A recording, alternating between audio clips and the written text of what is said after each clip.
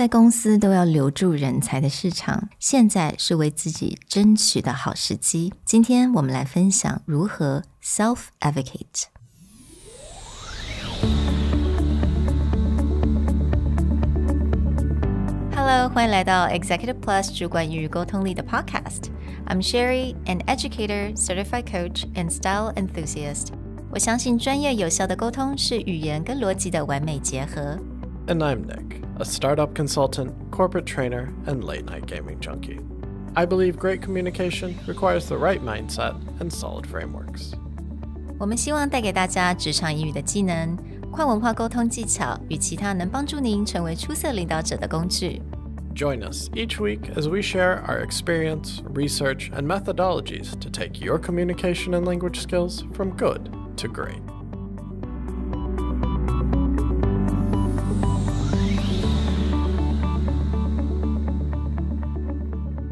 Hey everybody, welcome back to the Executive Plus podcast. This is part 2 in our series looking at how to stand out in 2023.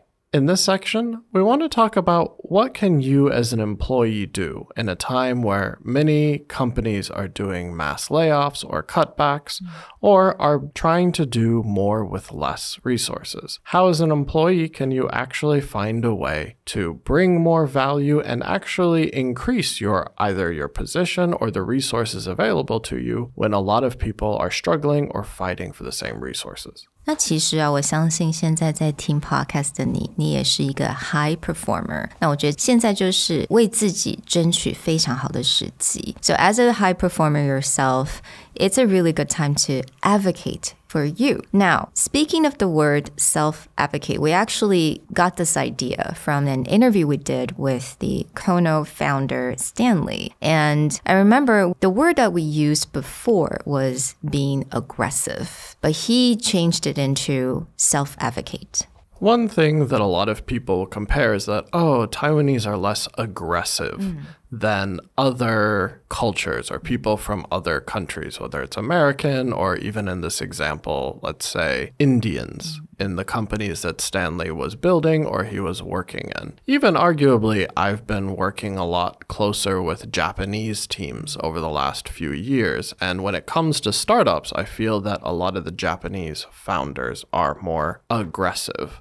But when we looked at this word, it does feel like there's a negative connotation to aggressive, like someone's attacking or it doesn't feel very subtle or nuanced. And so when Stanley brought up that idea of self-advocating, that really clicked because it's not that people are being aggressive in a very negative sense, but it's like they're actively trying to get the resources they need. And that doesn't mean they're doing it in a negative, aggressive way. It means that they're really speaking towards what they need to build a company or to improve their job. So I think it's really important for us to think about, self-advocate, it's more about being proactive.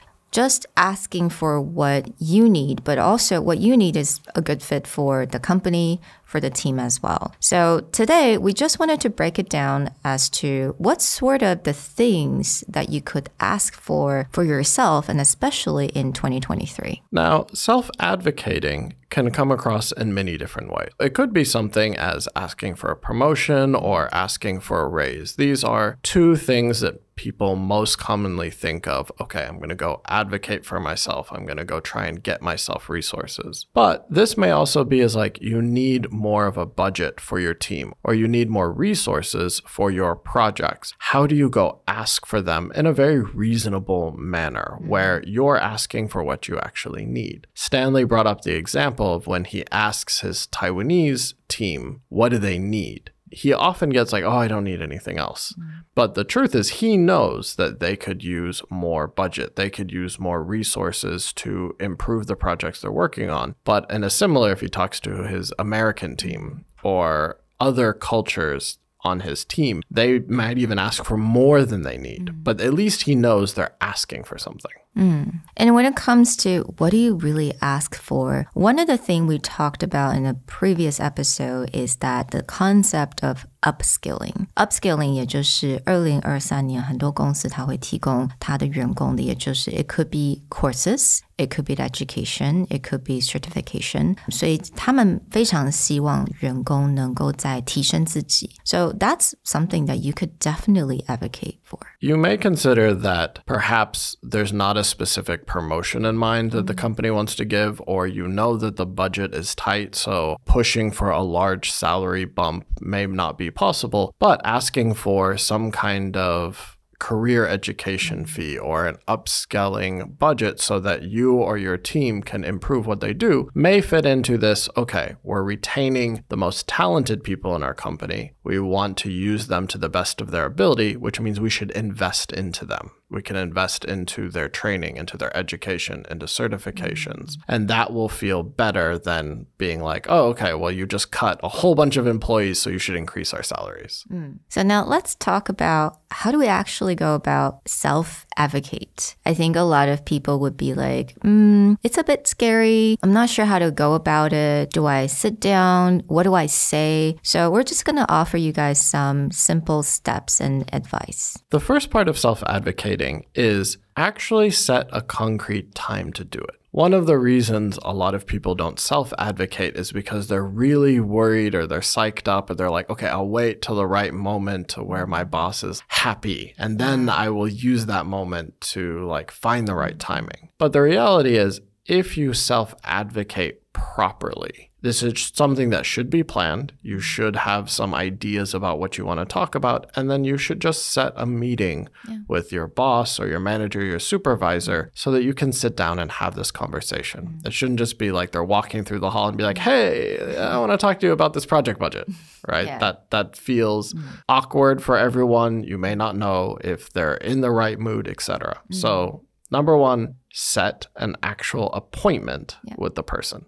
那我觉得这个 appointment 并不一定说你一定要等到 the quarter end 或者是 year end， 好像有的时候我们就会想说，我要等到对的时间，但有的时候或许你现在有个想法，你也可以跟老板有个 one-on-one, at least just to start a conversation. So simply say, hey, do you have 30 minutes? I would like to sit down with you and just to talk about my plans for the future and for the company. The next piece of this is actually something that you should start your meeting with, but you should very actively prepare ahead of time, which is cover the things that you have achieved and how you achieved them in the last year. Now, this does not mean create an hour-long presentation where you go through every detail and then point out like every good thing you've done for the company. Similar to what we talked about resume or CV before, which is like really pick out those highlights that you are proud of or they are strong accomplishment, figure out how to talk about them briefly, and then tie them to the resources or the things you needed to make that happen.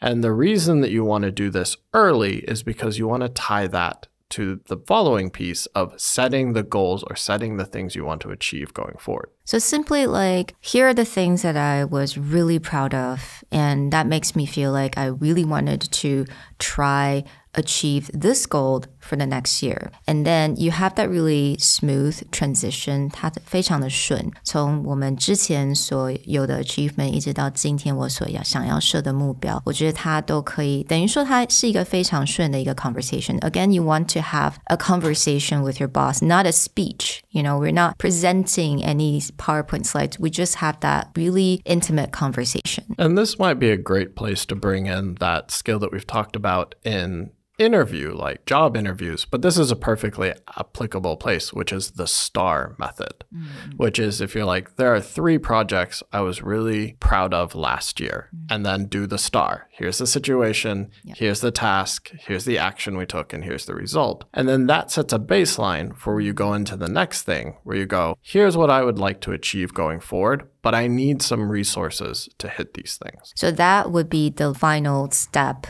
That is to actually talk about what you need. But because you laid it out in such a logical way, it doesn't seem so surprising to your boss. You know, you're not like walking in just, I need this and this and this. That would seem a bit pushy or aggressive in a way. Yeah. But here, because you laid out what you have done, what you want to achieve, and this is what I really need in order to achieve that goal, I think it makes a lot of sense for anyone. And I think a lot of the difficulty people have with self-advocating and they miss with self-advocating is that your assumption is the person across from you knows everything you've done or appreciates everything you've done or remembers everything you've done. And so when you make a request, they should just know that you deserve that request. But a lot of times if someone is managing a few dozen employees or they have a lot of people, they may recognize the bigger achievements, but they may not know all the details of what did it take to get that done? How did you have to be scrappy in order to pull that off with a certain budget or a certain number of people on your team? And laying that out now when you go into your ask phase feels more reasonable, right? It doesn't feel pushy. It doesn't seem out of the blue. It's a very clear, this is why I want to get this done. Another suggestion is that 可能今年呢我们现在是1月多2月嘛2月初的时间，那可能你觉得我去年年底的时候好像没有跟老板坐下来聊我的新的目标，那我现在还来得及吗？ Absolutely. Start that conversation today. Schedule a meeting with your boss and just talk about what you want achieved. And again, 它可能就是一个 beginning of a conversation. 它可能不会说马上就会实现， but that's okay. At least you start the conversation. Another big mistake people make with self-advocating is they assume like, okay, if I go in there and they say no, I'll just be devastated. But a lot of times when you talk about these cultures that are more quote unquote aggressive, who are more willing to self-advocate, they understand that they may get a no. And actually the purpose is that no starts the real conversation. If you go in there and they say no and you give up, then you haven't really self-advocated. You've just made a request.